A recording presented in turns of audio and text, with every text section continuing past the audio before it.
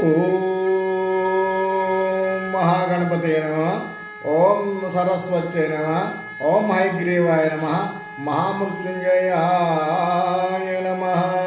కృష్ణం వందే జగద్గురుం.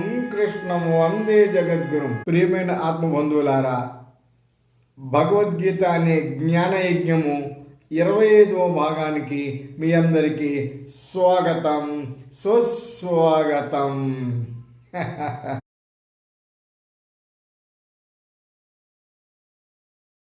మనం ఇప్పటికీ 5 అధ్యాయాలు కంప్లీట్ చేసుకుని 6వ అధ్యాయము అనగా ఆత్మ సంయమ యోగంలోకి ప్రవేశిస్తున్నామండి. దీనిని ధ్యాన యోగం అని కూడా అంటారండి. ఆత్మ అంటే మనసు, బుద్ధి, హృదయము, చిత్తము అని కూడా అర్థాలు ఉన్నాయండి. వీటన్నిటిని సంయమించటం అంటే సరైన స్థితిలో ఉంచటం గురించి అధ్యాయంలో వివరించడం జరిగిందండి. 5వ అధ్యాయం మొదట్లో అర్జునుడు అడుగుతాడు, కర్మయోగం మంచిదా, కర్మ సన్యాస యోగం మంచిదా అని అడిగినప్పుడు శ్రీకృష్ణ పరమాత్మ చెప్తాడు, 2 మంచి, కానీ వీటన్నిటికంటే జ్ఞానయోగము చాలా గొప్పది అని చెప్పగా కూడా మనం విన్నాం. అలాగే ఈ అధ్యాయంలో మనకి ధ్యానాన్ని గురించి, అంటే ధ్యానం ఏ విధముగా ఆధ్యాత్మ చింతన కొరకు మనల్ని తయారు చేస్తుంది వివరంగా చెప్తుందండి. ఈ ధ్యానం అనే పదాన్ని మనం ఇంగ్లీష్లో మెడిటేషన్ అని వాడుతుంటాం, వెరీ పాపులర్ వర్డ్. మనం ధ్యానం చేయడానికి ఉండాల్సిన లక్షణాలు, రెండోది ధ్యానం చేయడానికి మనల్ని మనం ఎలా తయారు చేసుకోవాలి, దేని గురించి ధ్యానం చేయాలి, ధ్యానం చేసేటప్పుడు ఏమైనా అవాంతరాలు ఏర్పడితే వాటిని ఎలా అధిగమించాలి, 5వది ఈ ధ్యానం చేస్తే ఏమి ఫలితం కలుగుతుంది, వీటినన్నింటినీ కూడా శ్రీకృష్ణ పరమాత్ముడు అర్జునుడికి ఈ అధ్యాయంలో విశదీకరించడం జరిగిందండి. మనం కూడా మరి తెలుసుకుందామా, అధ్యాయంలోకి వెళ్దామా. అనాశ్రిత కర్మ ఫలం కార్యం కర్మ కరోతి యః స సన్యాసి చ యోగీ చ నరఘ్నిర్న చాక్రియః. తాను చేసే కర్మల యొక్క ఫలితాన్ని ఎవరైతే ఆశించడో, ఎవరైతే తాను చేయాల్సిన కర్మలను మాత్రమే చేస్తున్నాడో అతని నిజమైన యోగి, సన్యాసి. అంతేకాని అగ్నిహోత్రాన్ని వదిలిపెట్టడం, ఏ పని చేయకుండా పక్కన కూర్చోటం సన్యాసి లక్షణం కాదు. కాషాయాలు కడితే సన్యాసులు, కొండ గుహల్లో ఉంటే యోగులు అవుతారు అని నమ్మవద్దు. ఒక అతను సన్యాసి అవునా కాదా అని పరీక్షించడానికి వారు చేయాల్సిన కర్మను చేస్తున్నాడా, ఆ కర్మను ప్రతిఫలాక్ష లేకుండా చేస్తున్నాడని చూడాలి.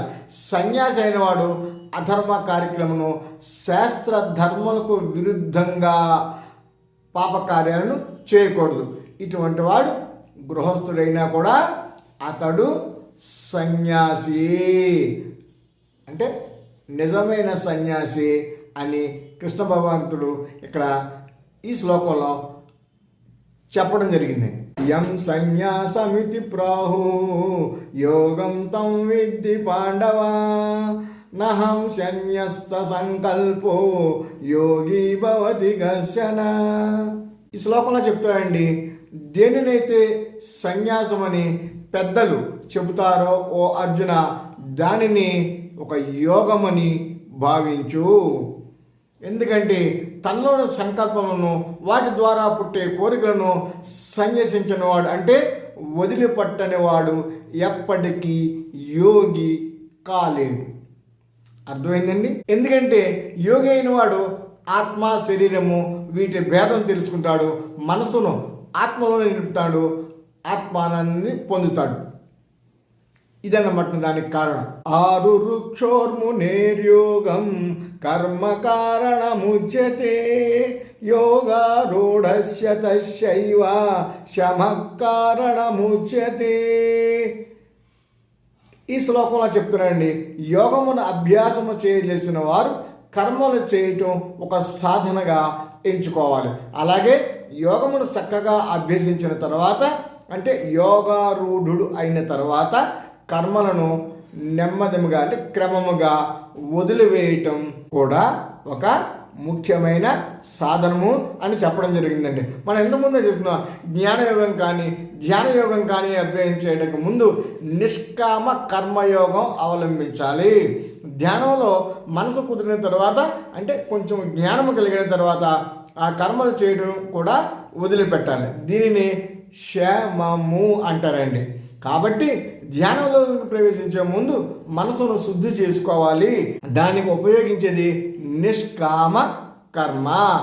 ధ్యానము నిలకడ కుదిరిన తర్వాత క్రమముగా కర్మలు చేయటం మనం తగ్గించాలి. అందుకే మన పెద్దలు ముందు గృహస్థాశ్రము, తర్వాత వానప్రస్థము, ఆగ్రహణ సన్యాసము నిర్ణయించండి. గృహస్థుడిగా ఉండి నిష్కామ కర్మలతో మొదలు పెట్టాలి. ఎందుకంటే నిష్కామ కర్మ చిత్తశుద్ధిని కలిగిస్తుంది, అతనిని ధ్యాన యోగం దాకా తీసుకుని వెళుతుంది.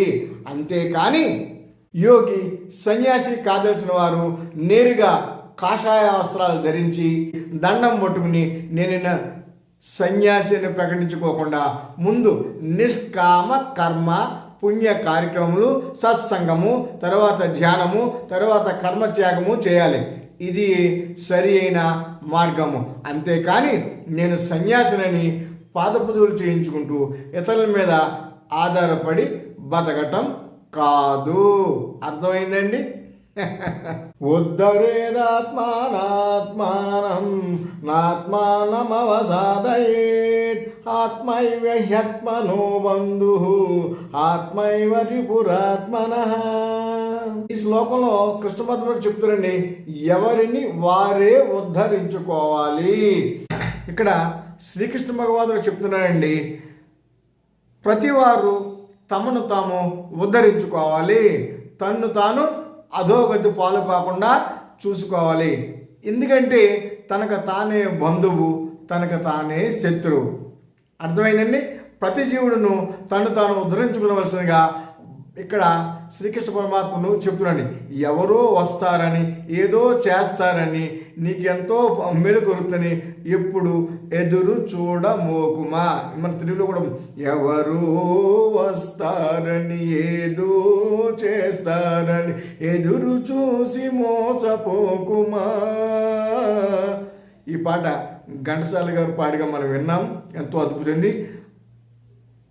ఈ భావాన్ని అక్కడ అందులో ఆయన చెప్పడం జరిగింది. మనం ఎవరి కోసం ఎదురు చూడకూడదు, మనల్ని మనమే ఉద్ధరించుకోవాలి, మనల్ని మనము అధోగతి పాలు చేసుకోకూడదు. ఇది ఈ శ్లోకం యొక్క పూర్ణ అర్థం అండి. కృషితో నాక్ష దుర్భిక్షం అన్నారు. నీవు నీ పనిని సక్రమంగా చేస్తే, అంటే మనం ఏ పని చేయాలో ఆ పనిని మనం సక్రమంగా చేస్తే దేవుడు కూడా తన వంతు సాయం అందిస్తాడు. అంతేగాని ఏ పని చేయకుండా బద్ధకంగా ఉంటే జీవితంలో ఏది సాధించడం సాధ్యం కాదు. నీ పని నువ్వు చేయటం అంటే నీకు నీవే మిత్రుడివి. నువ్వు చేయాల్సిన పని నువ్వు చేయకపోతే నీకు నీవే శత్రువువి. ప్రతివాడికి మనసు ఉంటుందండి, అది రెండుగా పనిచేస్తుంది. ఒకటి మంచిగాను అంటే పాజిటివ్గాను, ఇంకోటి నెగిటివ్గాను అంటే విరుద్ధంగానే ప్రవర్తిస్తుందండి. వాటి మధ్య అనునిత్యం జరిగే సంఘర్షణే మహాభారత యుద్ధం. అది ప్రతిరోజు మనలో కూడా ఉంటుంది. అంచేత మనం ఎప్పుడు మనసుని పాజిటివ్ థింకింగ్లోనే ఉంచాలి. అర్థమైందండి ఎందుకు ఉంచాలో? లేదంటే సంఘర్షణ జరుగుతుంది. అందుకే కృష్ణ భగవద్గీత ఎప్పుడు నీకు నీవే మిత్రుడు, నీకు నీవే శత్రుడు, నీకు ఏది కావాలో నిర్ణయించవలసింది కూడా నీవే అర్జున. ఇప్పుడు కరెక్ట్గా అర్థమైందండి. పరిశుద్ధమైన ఆత్మయే మన మిత్రుడు, కల్మషమైన మనసు మన శత్రువు. ఇదన్నమాట విషయం. మరి నెక్స్ట్ శ్లోకానికి వెళ్దామా? యోగి యుంజి సతతం ఆత్మానం రాసి స్థితః ఏకాకీయ చ చిత్తాత్మా నిరాశీర పరిగ్రహ. యోగిని వాడు ఎల్లప్పుడూ మనసును బుద్ధిని తన అదుపులో ఉంచుకోవాలండి. అంటే తన మనసును ఆత్మయందే నిలిపి ఉంచాలి. సాధ్యమైనంత వరకు ఒంటరిగా ఏకాంత ప్రదేశంలోనే ఉండాలి. బయట ప్రపంచంలో దొరికే ప్రతి వస్తువును ఇది నాకు కావాలి అని అనుకోకుండా ఎంతవరకు తనకి అవసరమో అంతవరకు మాత్రమే తీసుకోవాలండి. సాధకుడైన వాడు ఈ లక్షణాలని తప్పకుండా ఈ లక్షణాలను సాధకుడైన వాడు కలిగి ఉండాలి. అంటే ధ్యానం చేయడానికి ఇక్కడ కొన్ని నియమాలు చెప్పానండి. ధ్యానాన్ని ఒంటరిగా చేయాలి, 10 మందితో కలిసి చేయకూడదు, ఎందుకంటే ఏకాగ్రత కుదరదు. ఇది రహస్యం, అంటే బాహ్యంగా కాకుండా కాస్త రహస్యమైన ప్రదేశంలో రహస్య స్థిత అంటే మన ఇంట్లోనే ఒక గదిలో తలుపులు వేసుకుని చక్కటి వాతావరణాన్ని క్రియేట్ చేసుకుని అక్కడ చేయాలి తప్ప బహిరంగ ప్రదేశాలలో ధ్యానము చేయటం కుదరదు. ఎందుకంటే అక్కడ ఎక్కువగా శబ్ద కాలుష్యం ఉంటుంది, మనసు చిత్తానందు నిలపటం కుదరదు. ఇదన్నమాట అండి. అపరిగ్రహ అంటే స్వాముల వారు ధ్యానం చేస్తున్నారని, భక్తులు తమకు కానుకలు తేవాలని, పాద పూజ చేయాలని ధ్యానం చేస్తున్నట్టు కూర్చుని కడుతేలా చూసి ఎవరైనా వచ్చారా లేదా, ఏమన్నా కానుకలు చేస్తున్నారు లేదా, ఇక్కడ అర్పిస్తున్నారు లేదా, అది ధ్యానం చేయడంలో రాదండి. అలాగే ధ్యానం అనేటువంటి ఉదయం పూట సూర్యుడు ఉదయించే సమయంలో లేదా బ్రాహ్మీ ముహూర్తంలో చేయాలని పెద్దలు చెప్పారు. ఎందుకంటే అండి ఉదయం సత్వగుణము అధికంగా ఉంటుంది, శరీరము మనసు చాలా ఉల్లాసంగా ఉంటుంది. ఎందుకంటే చక్కటి రెస్ట్ తర్వాత ఉదయమే లభిస్తాము. బయట కూడా ప్రశాంతమైన వాతావరణం ఉంటుంది, బయట వాతావరణం కూడా పూర్తిగా ఆక్సిజన్తో నిండి ఉంటుంది, ప్రశాంతంగా ఉంటుంది. అందుకనే ఉదయమే ధ్యానం చేస్తే అది ఎంతో బాగా మన జీవితానికి ఉపకరిస్తుంది. అలాగే ఏదో ఒక రోజుని పండుగలు పబ్బాలు వచ్చాయని చెప్పి ఈవేళ పండగ కాబట్టి నేను ధ్యానం చేస్తాను కాకుండా నిరంతరము క్రమము తప్పకుండా ఈ ధ్యానాన్ని చేయాలి అని ఇక్కడ చెప్పడం జరిగిందండి.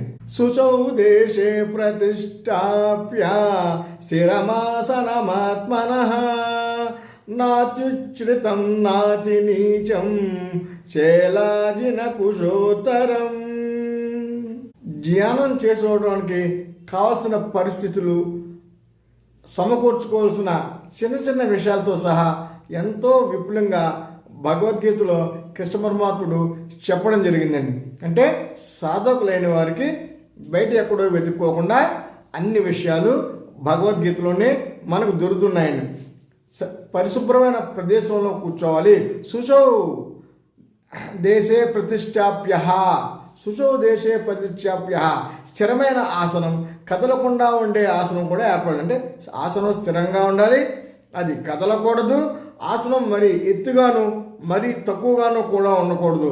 ఎందుకంటే మరీ ఎత్తుగా ఉంటే ధ్యానం చేసేప్పుడు పొరపాటు నిద్రలోకి వెళ్ళి తూలితే కింద పడిపోవచ్చు. అలా మరీ తక్కువగా ఉంటే ధ్యానంలో అలా మునిగిపోతే క్రిమికీటకాదులు ఏదైనా మనకు హాని తెలపడదు. అందుకని మరీ ఎత్తుగా కాకుండా మరీ కిందకి కాకుండా ఒక స్థిరమైన ఆసనాన్ని ఏర్పాటు చేసుకుని దానిపైన చక్కని వస్త్రాన్ని పెట్టుకుని అప్పుడు ధ్యానానికి అనువైన పరిస్థితులను సమకూర్చుకుని ధ్యానం చేయాలి. ఇలా ధ్యానం చేయడానికి మనం ఎక్కడికో హిమాలయాలకో ఎక్కడో అడవుల్లోకి వెళ్ళిపోవాల్సిన అవసరం లేదండి.